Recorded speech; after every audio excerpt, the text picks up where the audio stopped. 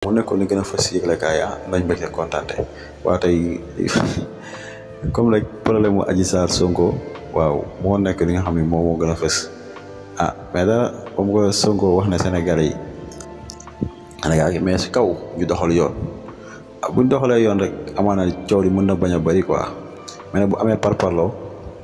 waaw wàllu politique laal ci rek mën nañoo indi jéyee yu métti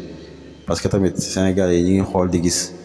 problème mu Adji Sarr bi li ci Sénégalais yi dégg yëpp Sénégalais dem nañ ba xam ne dara du ci dëgg kon nag boo leen bëggee ndax si lu dul dëgg nga bëgg leen a sonal fii parce que ñu ngi ñuy sonal si lu dul dëgg génne ñu takk der yi baare fii tey dégg nañu journal bi boo demee tribunal ba tey ñi nga xam ne dañoo war a jël seen kii teg seen papier neen dañ ko renvoyé ba beneen xoolal loolu noonu ndax ay affaires yoo xam ne si kenn xamul mais nag yàlla nañ ko leeral rek parce que Sonko moom pare na pour lu ñu leeral